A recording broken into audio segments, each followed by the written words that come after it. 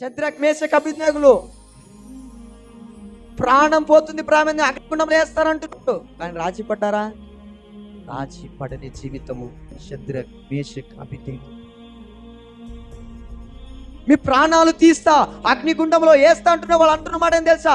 రాజా అగ్నిగుండంలో వేస్తావా? వేసేయ్, నా దేవుడు అగ్నిగుండంలో నుంచి రక్షింపదగినవాడు, మమ్మల్ని రక్షిస్తాడు. ఒకవేళ రక్షింపకపోయినా నీ దేవతల కంటే దేవుడు ఎంతో గొప్పవాడు.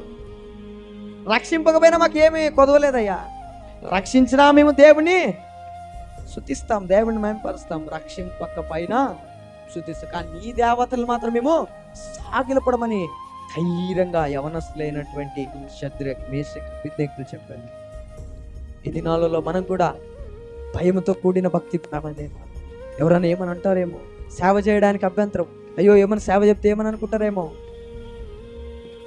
దినాలలో మరణమేమని ఎదుట ఉన్నా మనం ఏం కాకూడదు? రాజీ పడకూడదు, పాపానికి రాజీ పడకూడదు, విగ్రహాలకి రాజీ పడకూడదు, వ్యభిచారానికి రాజీ పడకూడదు, ఈ లోక విషయాలకి రాజీ పడకూడదు. ప్రాణం దేని వల్లరా? ప్రాణం పోతుంది, ఇంకా మరికొన్ని క్షణంలో అగ్నిగుండంలో వేస్తారు అని తెలిసి కూడా తగ్గించంటున్న మాట ఏమో తెలుసా? రాజా మేము సాగిలో పడమే పడం, నాకు చింత లేదు, మాకు భయం లేదు. ఈ విషయాన్ని ముందర చెప్పడానికి మేము చింతిస్తున్నాను అనుకుంటున్నా, భయపడుతున్నాం అనుకుంటున్నావా?